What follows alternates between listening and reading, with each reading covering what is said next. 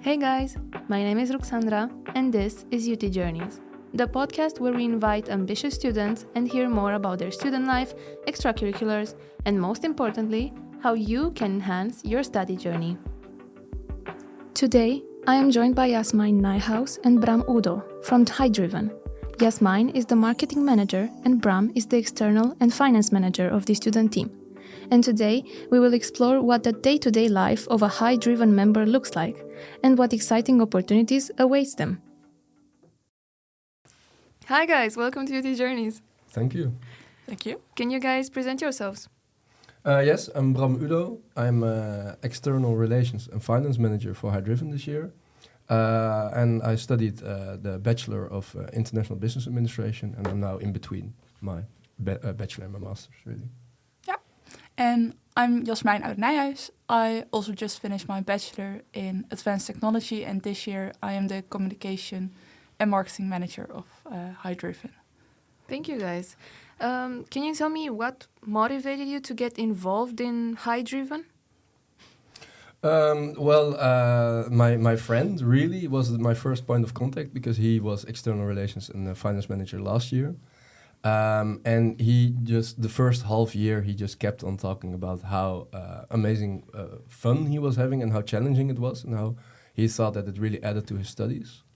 And as the year progressed, I just started to read more into it and see what it could bring me to do a year as well. And then, at the end, I was very happy to make the choice and apply. Yeah, and for me, the story is a bit different maybe, because I was asked to do my role as I have my role right now. And I joined the team because I was always thinking about maybe if I want to do a board year or something else in between my studies, because I always wanted to do something between my bachelor and my master. And I think that HyDriven, like a student team, is such a great year to learn so much more and develop your soft skills.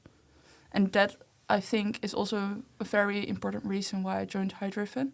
And it's also because it's a lot of, if you do your studies at the university, you don't do an internship. Mm-hmm. So you kind of, if you do a student team, you kind of get the feeling of working in a company. So you do but on a smaller scale. Yeah, but you do kind of get the experience of working in your maybe desired department or something. Yeah, position. for sure. Definitely. It's multifaceted. It gives you a lot of things you can learn from it. And you get to choose a role that you maybe not always get to when you first apply for a job. I don't think that for my first job that I can become a manager. You cannot. Most of the time. No. There's many. Yeah, we get to work with a lot of other engineers now, and there are different roles within the foundation, the company HyDriven. That are very fun to really get a first touch to. Yeah. Okay. Can you tell me a little bit more about your individual roles in HyDriven?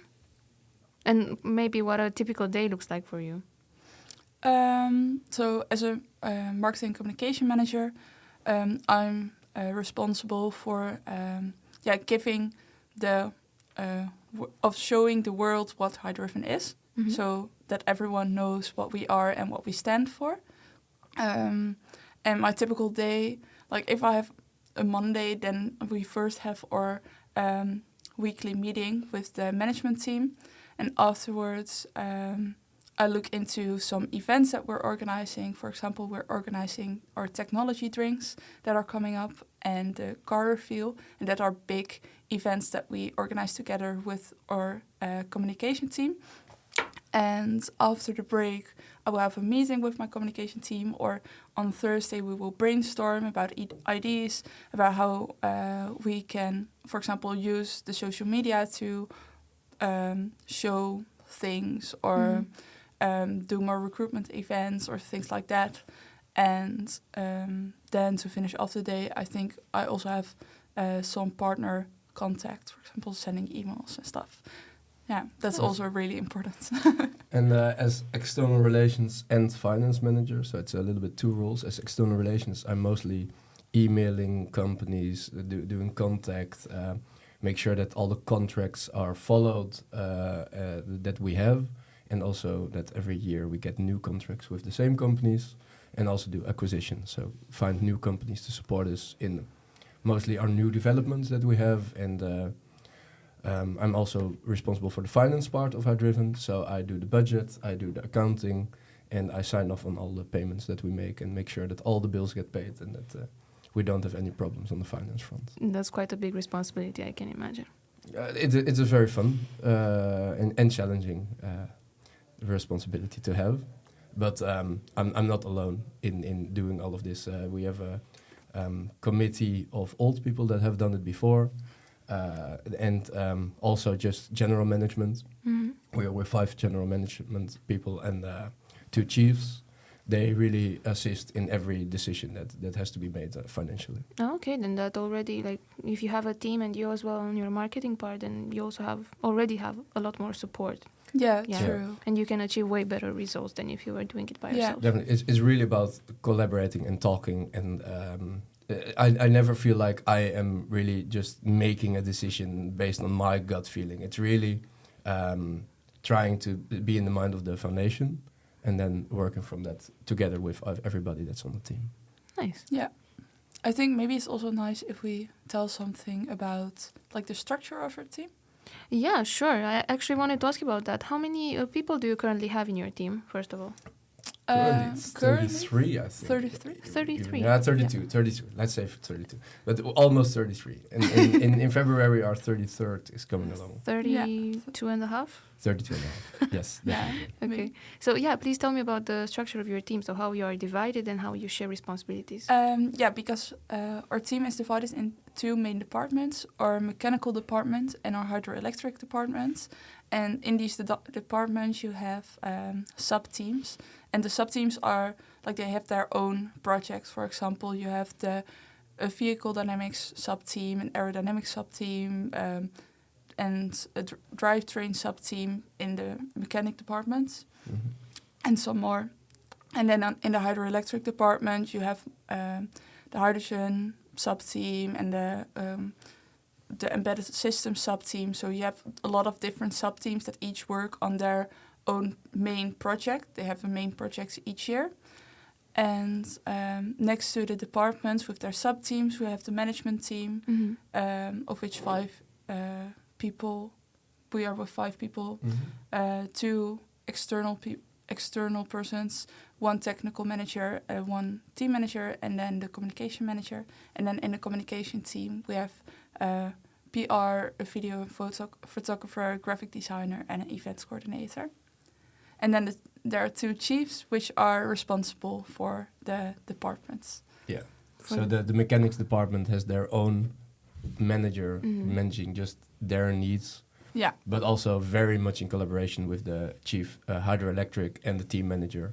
With the 3 of them, they really do the technical planning and decisions this year. Okay.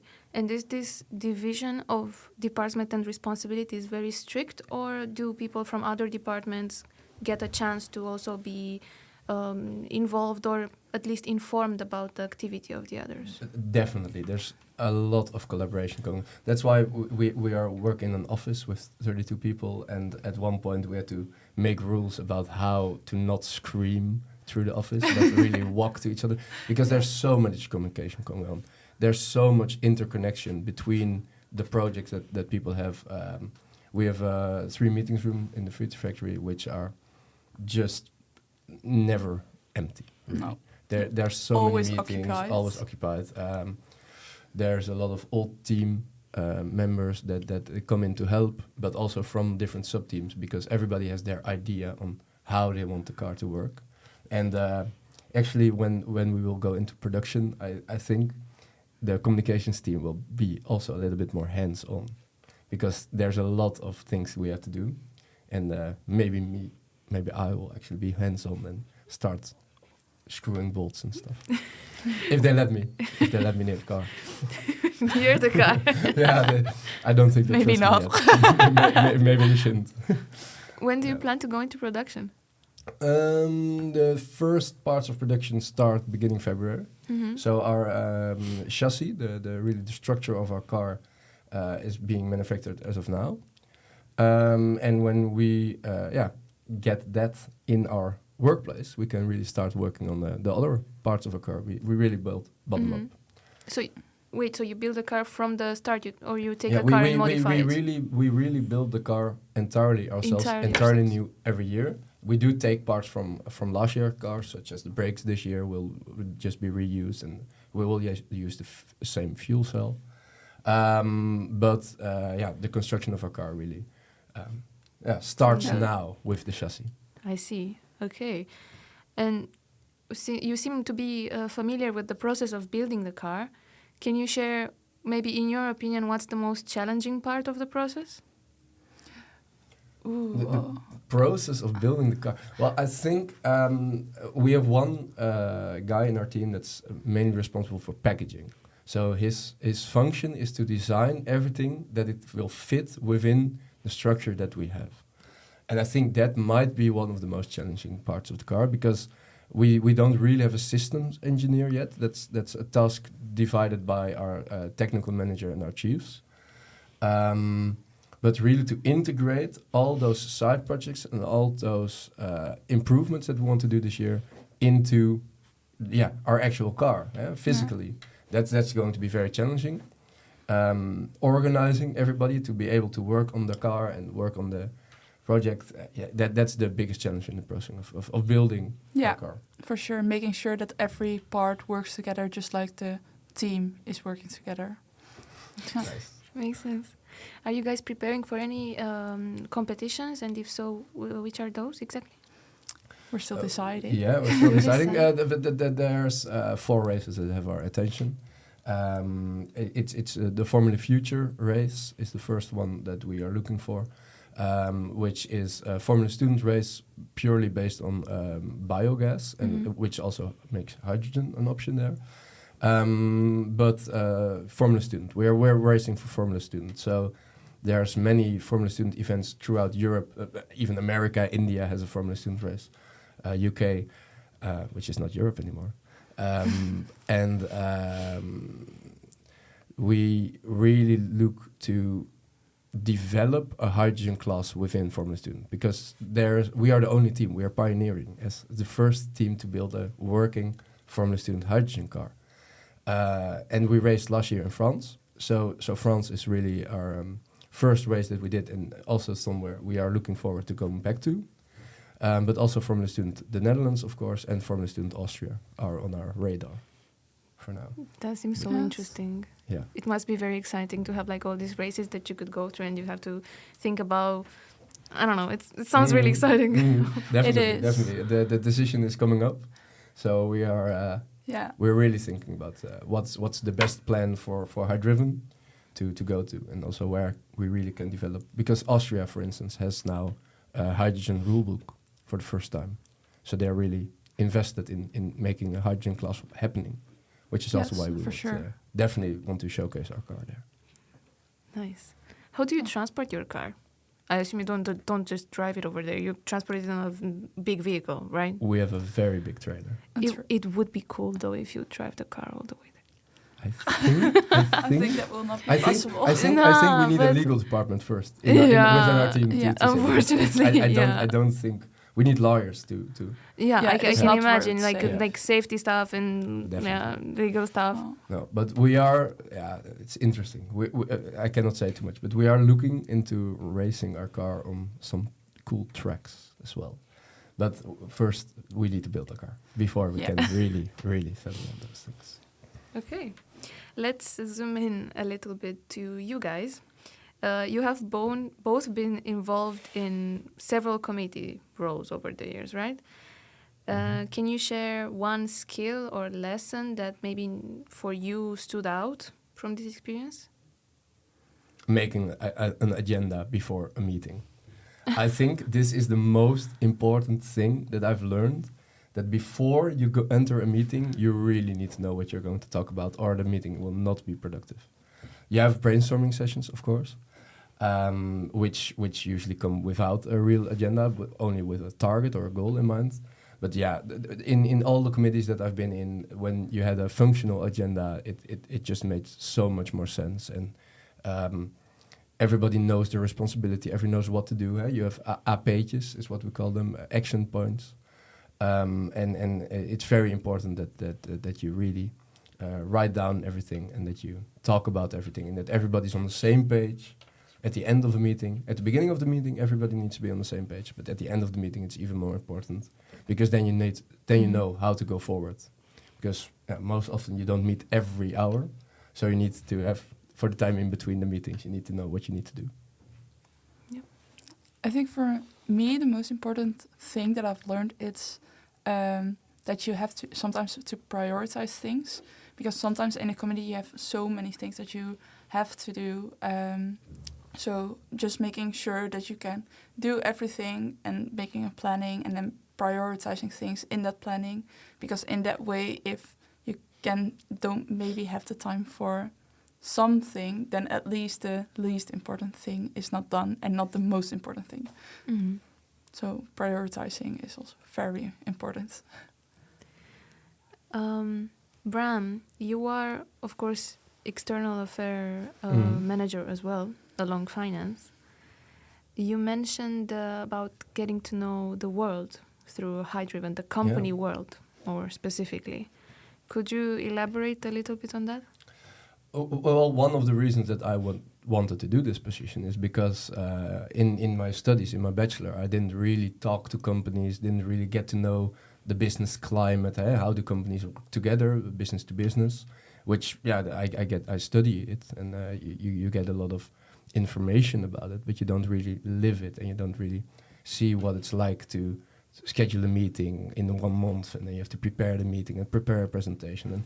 And when you go out like an external relations manager and you go to events and you talk to people and you meet people and you listen to their stories, you listen to how they see the business climate, how they see working together, collaborating with companies, and really, every part of being in a company is a little bit represented in HyDriven, especially for my function. So that's why I found it very interesting to really understand more the business climate and understand that if I would be working in a company, how that would look like. Okay. And also, Jasmijn, you spoke in the introductory form about not being afraid to step out of your comfort zone, which I personally think that is a great message to give out to students, especially at the beginning of their study journey. Could you share a specific example where doing so made a big impact on your life? I don't have like a big impact moment in my mind right now, but an ongoing thing of stepping out of my comfort zone is within HyDriven as well, because right now as a marketing communication manager, it is quite a busy job that you have to do. You have many things which you are responsible for, and you do that with your team. But for me, it is within my comfort zone to do a lot of things myself, because I was used to it. I did a lot of committees. I have a lot of jobs. So I'm used to doing a lot of things. But what I'm not used to doing is asking for help and asking other people, hey, could you maybe do this right now? It would help me with this. And it will also help them, because, of course, we're all responsible for hitting our target. And that is something out of my comfort zone that I'm really still learning. And I think just asking for help and stepping out of your comfort zone is a way that you can grow within your studies and within your student life. Yeah, thank you guys. When we first started this, she was just working non-stop. It was crazy. We were all like amazed by the amount that she was taking up with her fork and everything. And I'll do it. Yeah. And I think now you find more time to do other things as well. I hope, at least, because it was insane. So I'm happy she's learning how to ask for help. Well, that's very nice that you can actually already see actionable progress on this thing, you know? Yeah, that's also because, like, as management of the we are sitting at the same table. We are very close to each other. We do fun things together as well to try and lift the mood sometimes, because also we can be in conflict with each other. But you really get to know someone because you're 40 hours. I see my team much more than my girlfriend. It's very strange, but you really get to know each other on almost all the levels, because you're in conflict, you're having fun together. You're working hard, so you really get to see also the progress that people are making, and you get to know their strengths and weaknesses. So sometimes you have a task and think, oh, but Bram is so good at this. I can just ask Bram to do this, and he will do this in 1 minute and not even think about it, because it's his strength. So utilizing the strength of people in your team helps as well. And you really learn that from each other.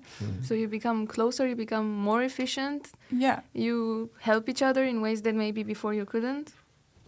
Definitely. Yeah, for sure. Nice. Let's zoom out a little bit and look at the whole HyDriven team.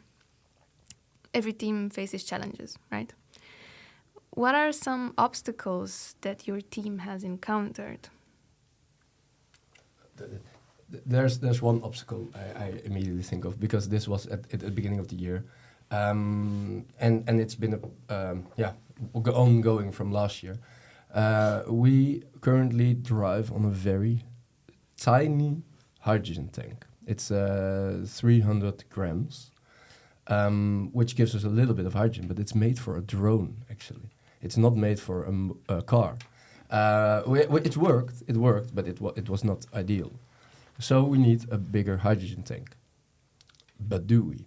It's a very big investment. It's a very big part of redesigning the whole car, because instead of a small tank, you get like a very, very big tank. So you need another placement for it. You need all the other sub-teams. Everybody's project will be aligning with the fact that, hey, this is a target for our speed, this is a target for the size of our hydrogen tank, and because everything is connected. So it was a very, very, very big decision we had to make. Last year's team already thought it through 2 times, and then it failed to go on. So then we said, no, we cannot implement a new tank now. But we had an amazing collaboration between the whole team. Everybody got to say their piece. Everybody helped in setting up this document that stated why it is possible, why it's needed as well, and how we are going to organize it. And then we had a couple of very, very conflicting meetings as our management, where there were a lot of standpoints being taken and discussed openly and in a good way, I would say.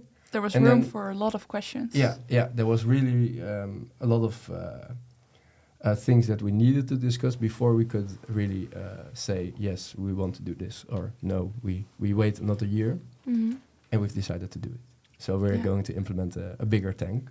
But this was one of the biggest challenges, at least in the design phase. Early on, we've just started to know each other, and then we had to make this very, very big decision.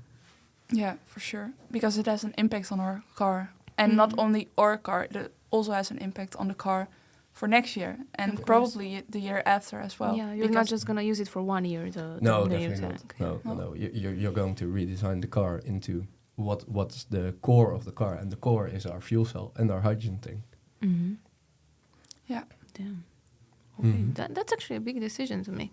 Yeah, and we were only, I think, 2 months in or something. So then that must have been a bit very tricky. It was a fun time to work in HyDriven. Yeah, it was. Definitely. Challenging, but fun. What you said, we also got a lot of advice from the previous members of the team. And that helped with our decision as well. Yeah. And the new hydrogen tank, I assume you're getting it in collaboration, like with yours. That's what I'm trying to do. That's my So position. it's in the progress. It's in progress. Yeah, we have 2 companies that we are currently talking to, seeing whether they can supply us with a tank that would fit all the new regulations and that's big enough for us and can take our speed that we want to achieve. So there's 2 companies, but it's an interesting process in trying to get one, acquire one.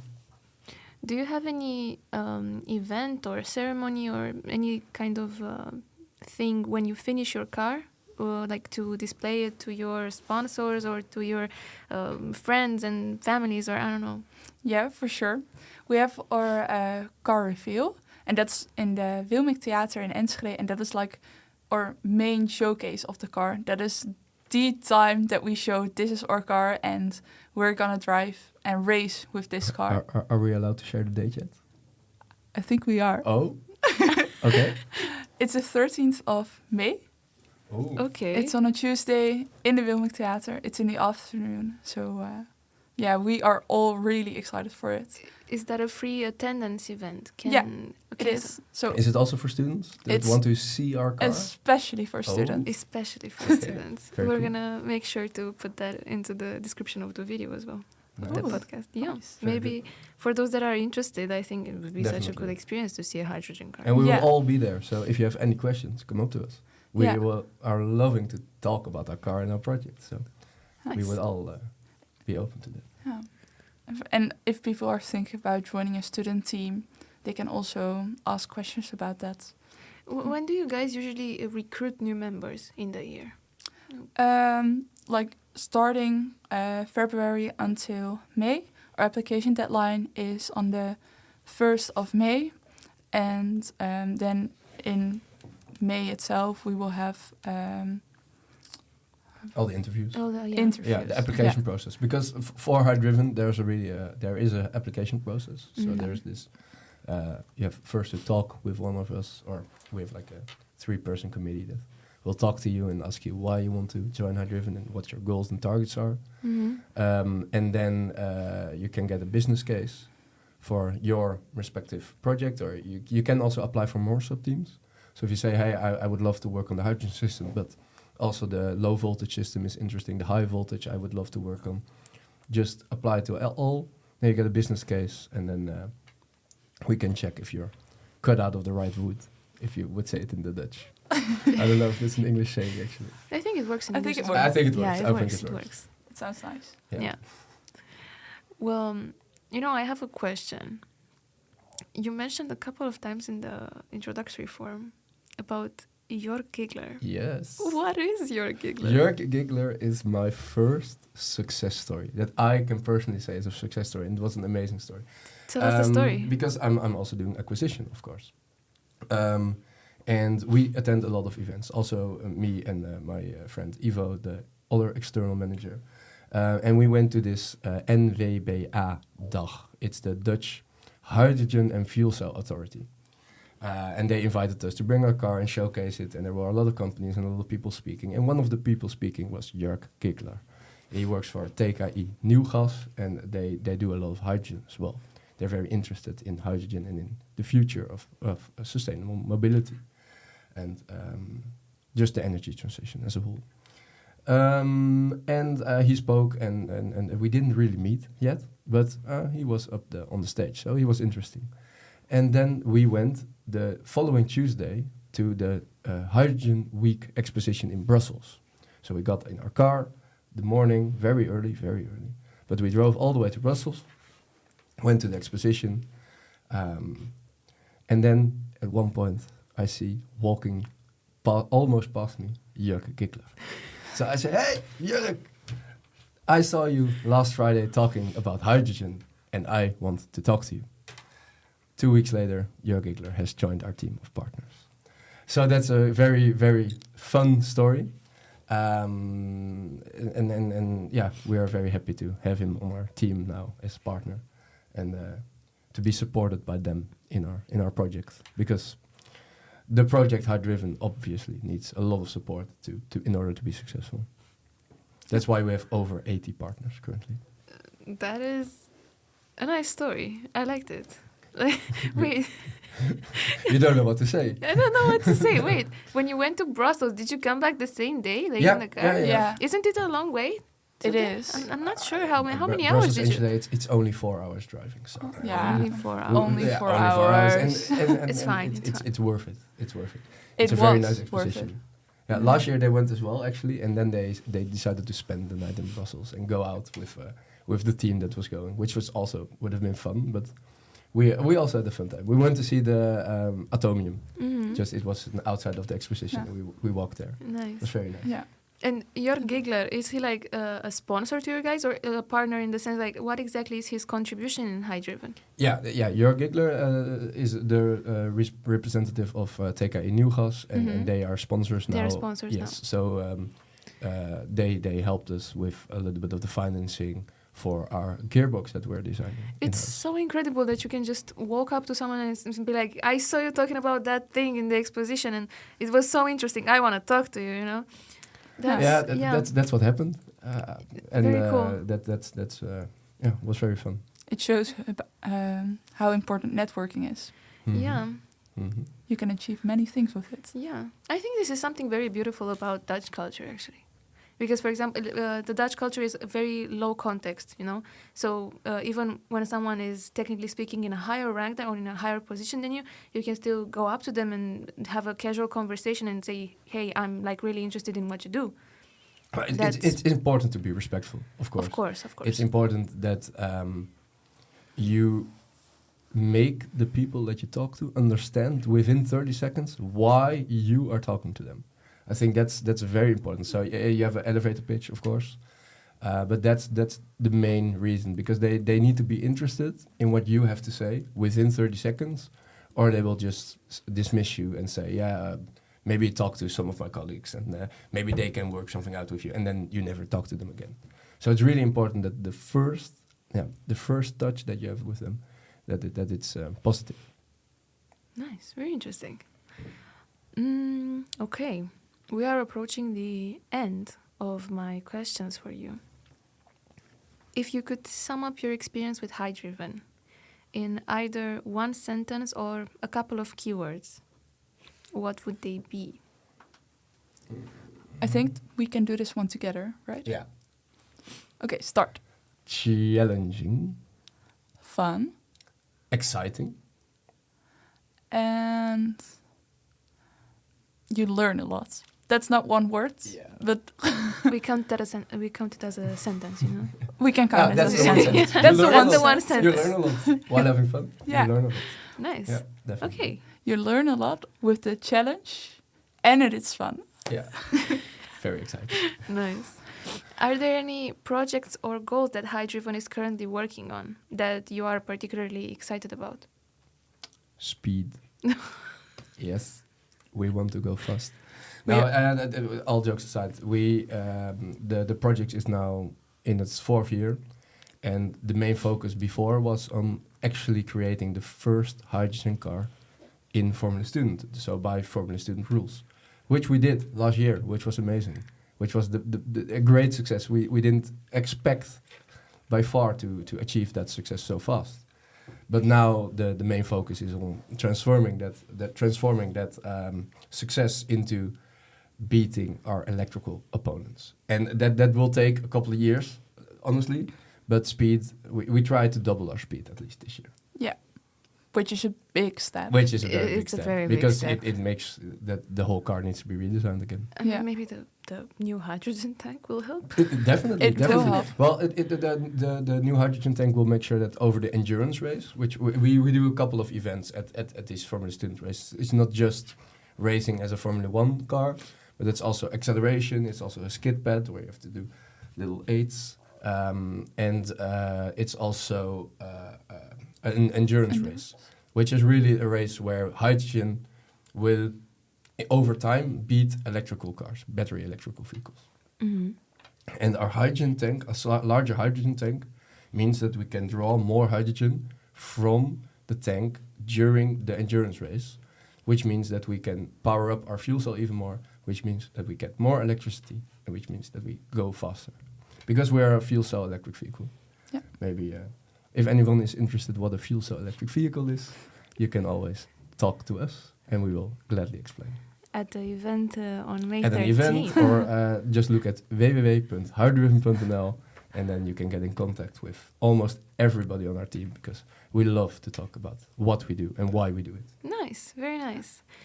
My last question for you guys is there anything you want to leave students that are listening to this episode with before you go?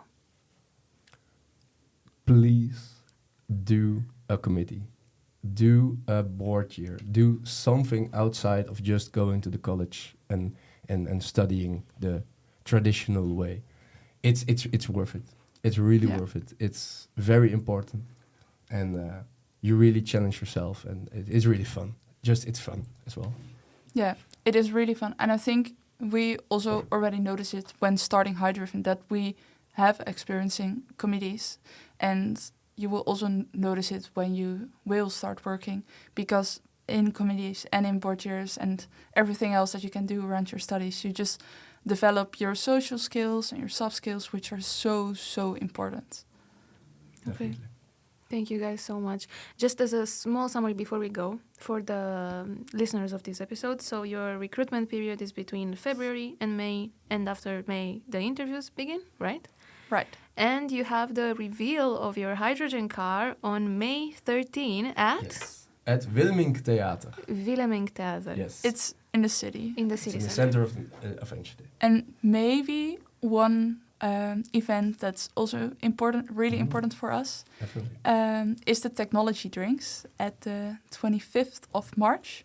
And that is a networking event where almost all of our partners will be present, and students can look for job opportunities, internships, That's really cool. and just talk to our partners and see what they mean a lot to us, but maybe they can also do something for you. Thank you guys so And that much. is at the Horst, by the way. At the Horst. So No, it's not at the No? Horst? I'm not sure yet. Oh, it's not sure yet. Location to Ooh. be up. Location to is, be determined. To be determined. Oh, okay. Okay, nice. We hope it can be somewhere. Well, thank you guys so much for this. I really enjoyed myself, and I hope you did too. Definitely. Yeah. Yeah, Thank you very guys fun. for coming to our podcast. Thank Okay. you for inviting us. Yeah.